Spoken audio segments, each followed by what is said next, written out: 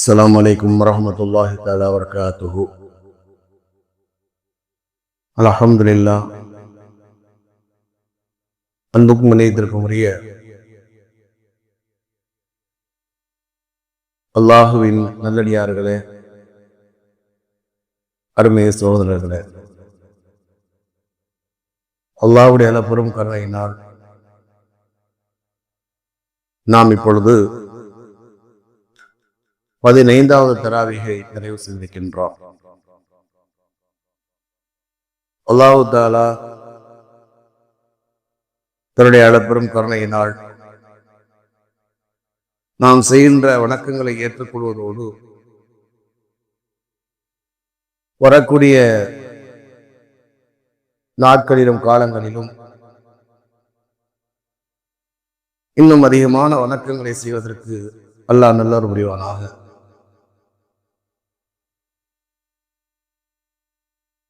அன்பிற்கினியவர்களே,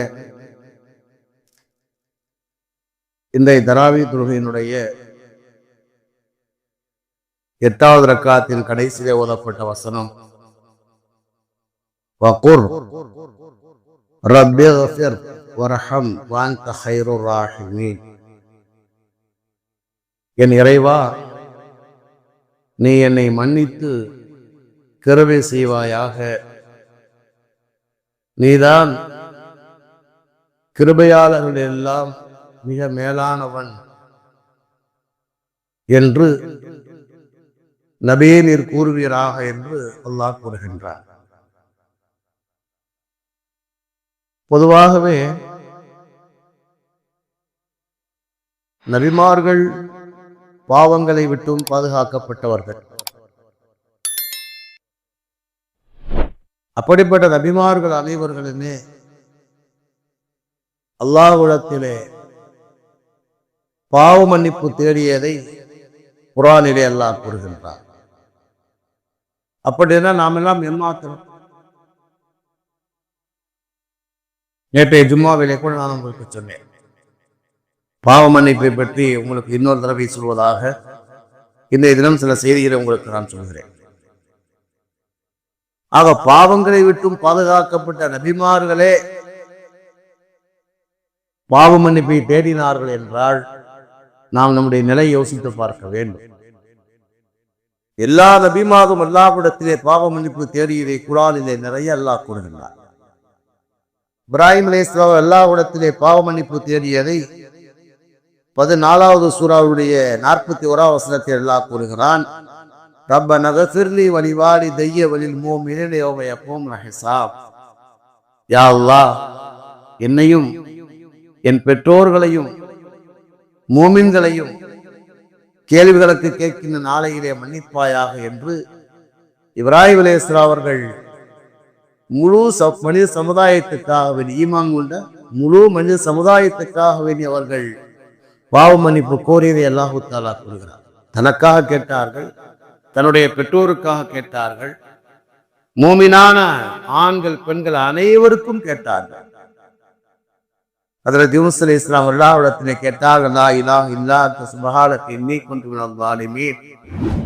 21வது சூராவுடைய 87வது வசனம் சொன்னார்கள், யா அல்லாஹ், வணக்கத்துக்குரியவன் உன்னை தவிர யாரும் இல்லை, நீ தூய்மையானவன், நிச்சயமாக நான் அநியாயக்காரனாக இருக்கிறேன் என்பதாக அவர் அல்லாஹ்விடத்திலே பாவ மன்னிப்பு கேட்டதை அல்லாஹ் குர்ஆனிலே பதிவு செய்கிறார்.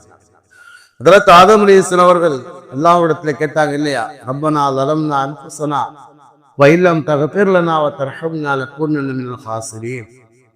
யா அல்லாஹ், எங்களுக்கு நாங்களே தீங்கு இழைத்துக் கொண்டோம், எங்களுக்கு நாங்களே தீங்கு இழைத்துக் கொண்டோம், நீ எங்களை மன்னித்து கிருபை செய்யாவிட்டால் நிச்சயமாக நாங்கள் நஷ்டவாளியாகிவிடும் என்பதாக சொல்லி ஆதம் அலைஹிஸ்ஸலாம் அவர்கள் துஆ செய்து அல்லாஹ் தஆலா குர்ஆனிலே கூறுகிறார். இதே மாதிரி எல்லா நபிமாரும் அல்லாஹ்விடத்திலே பாவ மன்னிப்பு தேடியதை குர்ஆனிலே நிறைய அல்லாஹ் சொல்கிறார். நாம் இங்கே கவனிக்க வேண்டிய விஷயம் என்னவென்றால், ஹஜ்ரத் ரசூலுல்லாஹி ஸல்லல்லாஹு அலைஹி வஸல்லமுக்கு அல்லாஹ் தஆலா கற்றுக் கொடுத்த விசேஷமான துஆக்களிலே ஒன்றுதான் நான் இப்போது சொன்னது. நான் சில நாட்களுக்கு முன்னால் உங்களுக்கு சொன்னேன், ரப்பி ஸித்னி இல்மா, ரப்பி ஸித்னி இல்மா, யா அல்லாஹ் எனக்கு கல்வியை அதிகப்படுத்தித்தா என்று நபியே நீங்கள் சொல்லுங்கள் என்று அல்லாஹ் நபிக்கு அந்த துவாவை கற்றுக் கொடுத்தார்.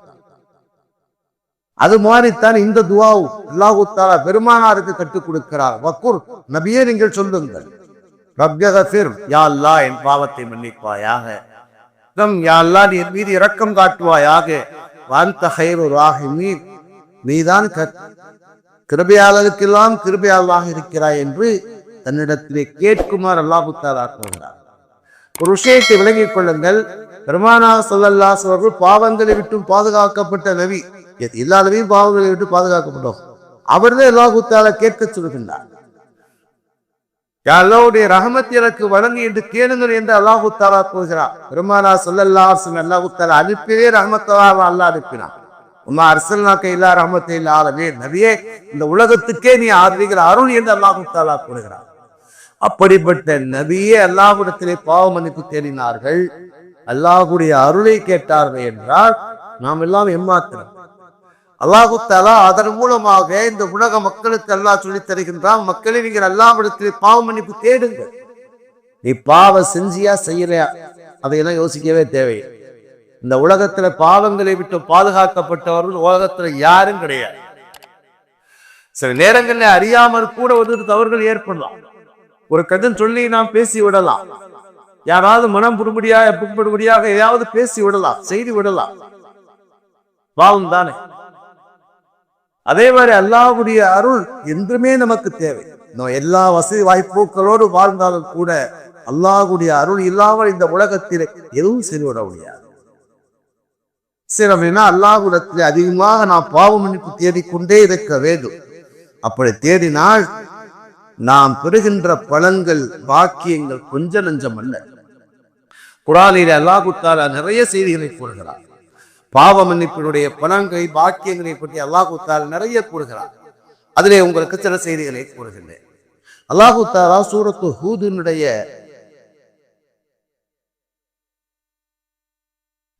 ஹூதினுடைய 3வது வசனத்தில் அல்லாஹ் தஆலா கூறுகிறான்,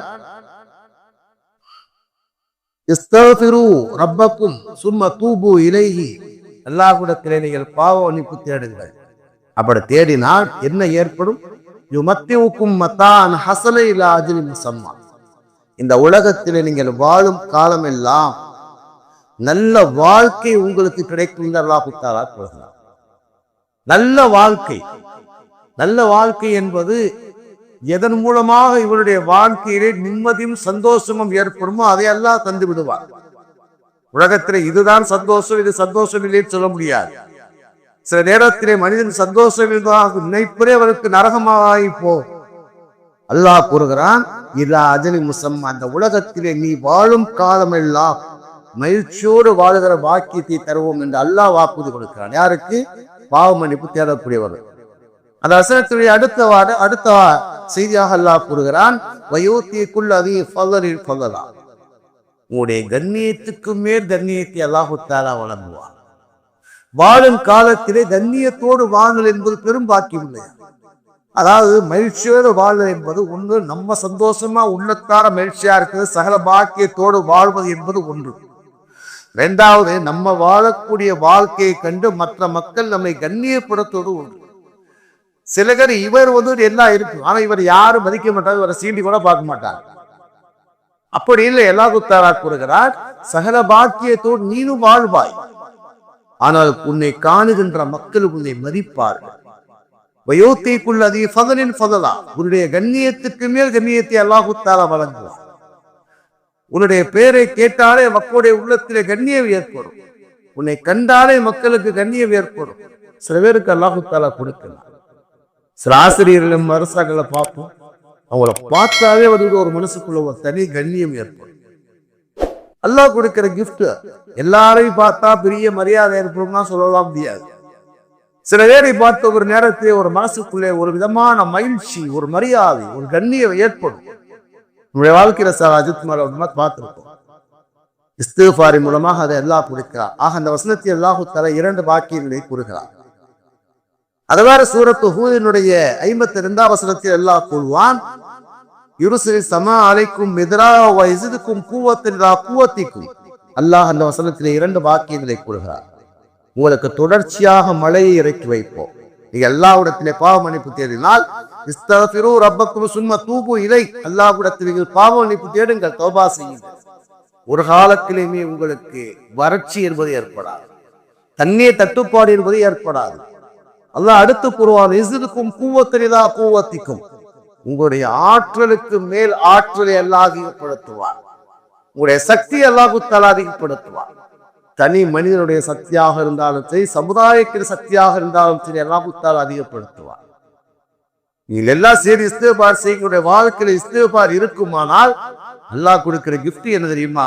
உடல் ஆற்றல் இடத்தே இருக்கும், மன வலிமை இடத்தே இருக்கும். அதே மாதிரி என்ன செய்யறது, எல்லா மக்களிடத்திலேயுமே அல்லாஹ் தஆலா உடல் ஆற்றலையும் மன வலிமையை அல்லாஹ் தஆலா கொடுப்பார். அதை எல்லாம் அதிகப்படுத்தி கொண்டே இருப்பார். உங்களை காணுகிற நேரத்தில் எதிரிகள் பயப்படுவார்கள். சஹாபாக்களை கண்டு பயந்தார்கள், என்ன காரணம்? சஹாபாக்களை கண்டு மற்ற மக்கள் பயந்தார்கள், என்ன காரணம்? அவர்கள் எப்போதுமே அல்லாஹ்வுடைய தொடர்பிலே இருந்தால், அல்லாஹ்வுடைய இஸ்திக்பாரிலே, திக்ரிலே, திலாவத்திலே இதான் இருந்தார்கள். அவரை காணுகிற நேரத்திலே கோயில் நடுங்கி போனார்கள். அல்லாஹ் என்ன கூறுகிறான், நீ முதல்ல பாவம் செய்யாமல் இரு. ஒருவேளை செய்த பாவத்துக்கு மன்னிப்பு தேடினால்தான் உன்னை கண்டு எதிரிகள் பயப்படுவார்கள். உன்னுடைய ஆற்றலை அதிகப்படுத்தி எதிரிகள் பயப்படுவார்கள். அல்லாஹ் கொடுக்கிற கிஃப்ட் அது. பத்ர் போர்க்களத்தை அல்லாஹ் அந்த வாக்கியத்தை செய்தார். யரலஹும் மிஸ்லைஹிம் ராயில் ஐனி, அல்லாஹ் சொல்வார். பத்ர் சஹாபாக்களுக்கு அல்லாஹ் கொடுத்த ஒரு கிஃப்ட் என்ன தெரியுமா? இவர்களை காணுகின்ற எதிரிகள் 2 மடங்காக கண்டார்கள். யாரு? இந்த சஹாபாக்களை கண்ட எதிரிகள் 2 மடங்காக கண்டார்கள். அந்த ஆயத்துக்கு தஃசீர்ல 2 விளக்கம் எழுதுவார்கள். முதல் விளக்கம் என்ன தெரியுமா? சஹாபாக்கள் 313 பேர் இருந்தாங்க. அதுல 2 மடங்காக எத்தனை பேர்? 626 பேர். அந்த காட்சியை அல்லாஹ் தஆலா காமிச்சான். காமிச்சோன்னு எதிரிகள் நடுங்கி போனார்கள். இவ்வளவு பேர் எங்கிருந்து வந்தாங்க? இவ்வளவு பேர் வந்திருக்காங்களே என்பதாக சொல்லி என்ன செய்தோம்? போருக்கு முன்னாலே பயம். அல்லாஹ் சொல்வான், சனுர்கி ஃபீ குலூபிஹிம் ருஅப், அவருடைய உள்ளத்திலே, எதிரிகளுடைய உள்ளத்தை அல்லாஹ் பயத்தை போட்டார். எப்படி 2 மடங்காக? இவ்வளவு பேர் எங்கிட்டு இறங்க வந்தாங்க தெரியலையே. அந்த ஆயத்துக்கு இன்னொரு விளக்கம் எழுதுவார்கள். என்னன்னா, கண்களை போன்று 2 மடங்காக பார்த்தார்கள். எதிரிகள் வந்திருந்தாங்க, 1000 பேர் வந்திருந்தாங்க. 2000 பேராக அல்லாஹ் தஆலா காண்பித்தார். கொலை நடுங்கி போனார்கள். இவ்வளவு பேர் எப்படி கடந்து வந்தாங்க தெரியல, இவனை எப்படி சமாளிக்க போறோம் தெரியவில்லையே. முதல் அடியா முடிச்சு, பயங்கரதானே முதல் அடி, பயங்கரதான முதல் தோல்வி, முதல் டவுன் ஆயிட்டாங்க. அல்லாஹ் கூறுகிறான், நீங்க இஸ்திக்பார் தேடுங்கள், இஸ்துக்கும் கூவத்திலா கூவத்திக்கும், உங்களுடைய ஆற்றலுக்கு மேல் ஆற்றலை அல்லாஹ் அதிகப்படுத்துவார். அல்லாஹ் கொடுக்கிற கிஃப்ட். அதே மாதிரி நிறைய செய்திகள் இருக்கிறது குர்ஆனில். இதையெல்லாம் தாண்டி உங்களுக்கு ஒரு செய்தி நான் கூறுகிறேன். இன்னைக்கு 4 செய்தி நான் சொல்லியிருக்கேன். என்னது? இஸ்திக்பார் தேடினால் குர்ஆனிலே 4 செய்திகள் சொல்லப்படும். இன்னொரு நிறைய செய்தி இருக்கு, இன்னொரு 5-6 செய்தி தான் இருக்கு. அதுவே சொல்றதுக்கு நேரம் பத்தாது. குர்ஆனிலே இன்னொரு 5 செய்தி இருக்கு. இன்னொரு தடவை உங்களுக்கு சொல்லுகிறேன். இதையும் தாண்டி ஒரே ஒரு செய்தி நான் கூறுகிறேன். இன்னைக்கு சொன்ன குர்ஆனுடைய செய்தி என்ன? முதல் வசனத்திலே உங்களுக்கு நல்ல வாழ்க்கை கிடைக்கும், கண்ணியம் கிடைக்கும். 2வது வசனத்தை அல்லாஹ் என்ன சொல்கிறான்? உங்களுக்கு தொடர்ச்சியான மழையை கொடுப்போம், உங்களுடைய சக்தி அதிகமாக்கும். 4 பாக்கியம் சொல்றேன். ஹதீஸிலே சொல்லப்பட்ட ஒரு செய்தி நான் சொல்றேன். எல்லா பாக்கியங்களோட சிறந்த பாக்கியம் தெரியுமா? நம்மை கண்டு நம்மை படைத்த ரப்புல் ஆலமீன் பூரிப்படைகின்றான், மகிழ்ச்சி அடைகின்றான், பரவசப்படுகின்றான். எவ்வளவு பெரிய பாக்கியம்! அதாவது நம்மை கண்டு அல்லாஹ் சந்தோஷப்படுகிறான் என்று சொன்னார். எவ்வளவு பெரிய பாக்கியம்! உதாரணமா இந்த பையன் இருக்கான், இந்த பையனை கண்ண உடைய பெற்றோர் சந்தோஷப்படுறாங்க அப்படின்னா அது இந்த பையனுடைய மிகப்பெரிய பாக்கியம். புரியுதா? ஒரு நல்ல மனைவிக்கே பெருமானா சொல்லுவாங்க, நசுருஹா இதா நலர்த்தா, நல்ல மனைவிக்கு அடையாளம் தெரியுமா? அவரை காணுகின்ற கணவன் கண்ட போது சந்தோஷப்படுவான். நல்ல பிள்ளைய கொண்டாந்து கட்டி வச்சிருக்காங்க, அல்ஹம்துலில்லாஹ். சனியனை கட்டி வச்சிருக்கானு நினைச்சிடக்கூடாது. அது என்ன அப்படின்னா, பெருமானார் சொல்லுவாங்க, சாலிகான மனைவிக்கு 3 அடையாளத்தை பெருமானார் கூறுகிற நேரத்தை முதல் அடையாளமாக சொல்லுவாங்க, நசுருஹா இதா நலர்த்தா. அவளை பார்த்தாலே ஒரு மனசுல ஒரு பூரிப்பு, சந்தோஷம். அல்ஹம்துலில்லாஹ். வீட்டுக்குள்ள போனாலே ஒரு சந்தோஷம். நல்ல மனைவிக்கு அடையாளம். கணவருக்கும் அதே மாதிரிதான். இவர் வீட்டுக்குள்ள போனாவே அவ சந்தோஷப்படணும். அல்லாஹு அக்பர், இனிமே வீடு ரணகரந்தாங்கிற மாதிரி ஆயிடக்கூடாது. அதே மாதிரி தான் ஒரு மனிதன் என்ன செய்யறான் அப்படின்னா, ஒரு மனிதனை கண்டு அல்லாஹ் சந்தோஷப்படுகிறார் என்று சொன்னால் இந்த மனிதனை மாதிரி சிறந்த மனிதன் யாரும் கிடையாது. பாக்கியசுக்ரி, அந்த பாக்கியசாலியாக ஒரு எப்போது ஆகிறான் தெரியுமா? இவன் இஸ்திக்பார் செய்ய செய்ய செய்ய அல்லாஹு தஆலா பரவசப்படுகின்றான். அவன் மீது தன்னுடைய பாக்கியங்கள் அல்லாஹு தஆலா அள்ளி பொழிகின்றான். நான் சொல்லவில்லை, பெருமானார் ஸல்லல்லாஹு அலைஹி வஸல்லம் சொன்னார். புகாரி ஷரீஃபிலே வருகிறது. புகாரி ஷரீஃபினுடைய 6308வது ஹதீஸ். தமிழாக்கமா தர்ஜுமா பூரா இங்க இருக்கு. 6வது பாகத்துடைய கடைசியில் அந்த ஹதீஸ் இருக்கு. பெருமானார் சொன்னார்கள், ஒரு அழகான உதாரணமாக சொல்கிறார்கள். சொன்னாங்க, லல்லாஹு அஷத் ஃபரஹம் பி தௌபத்தி அப்தில் மூமின். ஒரு இறை நம்பிக்கையாளன் அல்லாஹ்விடத்திலே தௌபா செய்தால், பாவ மன்னிப்பு தேடினால், அல்லாஹு தஆலா அஷத்து ஃபர்ஹனா அப்படின்னா மிக்க மகிழ்ச்சி அடைகின்றான், மிக்க சந்தோஷப்படுகின்றான். சாதாரண அஷத்னா அளவு கடந்த மகிழ்ச்சி அடைகிறான். சொல்லிவிட்டு பெருமானார் அழகான ஒரு உதாரணத்தை சொன்னாங்க. அல்லாஹ் எவ்வளவு சந்தோஷப்படுகிறார் தெரியுமா? ஒரு உதாரணமாக பெருமானார் சொன்னாங்க, ஒரு அடியார், ஒரு மனிதன் என்ன செய்யறான்? ஒரு மனிதன் என்ன செய்யறான்னா, பாலைவனத்திலே பயணம் செய்கின்றான். பாலைவனத்தில பயணம் செய்கின்றான். அப்படி பயணம் செய்கிற நேரத்திலே தன்னுடைய வாகனத்திலே உணவும் இருக்கிறது, பாரமும் இருக்கிறது. பயணம் செஞ்சு போறான். பயணத்திலே களைப்பு. ஒரு இடத்துல செஞ்சான், தன்னுடைய வாகனத்தை கட்டி போட்டு என்ன செய்யறான்? தூங்குறான். தூங்குனதை கண் விழித்து பார்க்கின்றான். கட்டி போடப்பட்ட வாகனம் காணவில்லை. கட்டி போட வாகனத்தை காணவில்லை. இவனு தேடி தேடி பார்த்து அசந்து போறான். கடுமையான தாகம், கடுமையான பசி. தேடி தேடி பார்த்தது கடைசியில் என்ன செஞ்சான் அப்படின்னா, அவன் முதல்ல படுத்திருந்தால அந்த இடத்துக்கே வந்தான். வந்துட்டு நிராசை ஆயிட்டான். சரி, இதோட முடிஞ்சு போச்சு, நம்ம என்ன செய்வோம், இன்னைக்கு இந்த இடம் தான் நமக்கு கடைசி இடம் ஆகி போச்சு. வாகனத்தை காணோம், தண்ணி இல்லை, சாப்பாடு இல்லை. அது வந்து மக்கள் அதிகமாக நடமாடக்கூடிய இடம். இந்த பாலைவனத்துல எப்போவாது யாராவது வந்தாத்தான். சரி, இன்னைக்கு வந்துட்டு இதோட முடிஞ்சு போச்சு, நம்ம என்னது நமக்கு அல்லாஹ் தஆலா டயத்தை முடிச்சு வாகத்துக்கு நிராசை அடைந்தவன் அப்படியே அந்த பயணத்தினுடைய அந்த தேடி தேடி களைச்சு போய் என்ன செய்யறான் அப்படின்னா வீழ்த்துக்கிறான். படுத்துட்டான். படுத்து அப்படியே கண்ணை இறந்து விட்டான். பெருமானார் சொல்லக்கூடிய உதாரணம், கண்ணை இறந்துட்டான். அப்படியே அசந்து போன அப்படியே எந்திரிக்கிறான். கொஞ்சம் நேரம் வச்சு எந்திரிச்சு பார்க்கறான். அந்த வாகனம் வந்து நிற்கிறது. கற்பல் போன வாகனம் அந்த உணவோடு பானத்தோடு வந்து இருக்கிற நேரத்திலே இந்த அடியார் எவ்வளவு சந்தோஷப்படுவானோ, அது இன்ப அதிர்ச்சி தானே. ஒரு நிராசை அடைந்த மனிதன் என்ன செய்யறான்? திடீர்னு வந்துட்டு அந்த வாகனம் நிற்கிற நேரத்துல அப்படியே அதை போய் கட்டி புடிச்சு தழுவி என்ன செஞ்சான்? அந்த தண்ணியை குடிச்சு, அப்பா போன உயிர் வந்துருச்சுப்பா என்பதாக வந்துட்டு அவன் மகிழ்ச்சி அடைகிறான். தெரியுமா? இதை விட ஒரு அடியான் அல்லாஹ்விடத்திலே தௌபா செய்து அல்லாஹ் மகிழ்ச்சி அடைகிறான். ஏனென்று சொன்னால், பாவங்கள் செய்து செய்து செய்து அல்லாஹ்வை விட்டு தூரமான மனிதன் அல்லாஹ்விடத்திலே வருகிற நேரத்திலே சந்தோஷப்படுகிறான். இப்ப நம்ம விட்டு என்ன செய்வாங்க? ஒரு வெளிநாட்டுல போய் இருக்காரு, அவருடைய உறவுகள் வெளிநாட்டுல போய் இருக்காங்க. ஒரு 3 வருஷம் இருக்காரு, 2 வருஷம் இருக்காரு, தன்னுடைய தந்தை இருக்காரு. அப்படியே வந்து இறங்குற நேரத்தோட பிள்ளைங்க என்ன செய்வாங்க? ஓடி போய் கட்டி பிடிச்சி ஆற தழுவி என்ன செய்வாங்க? முத்த கொடுக்குறாங்க இல்லையா?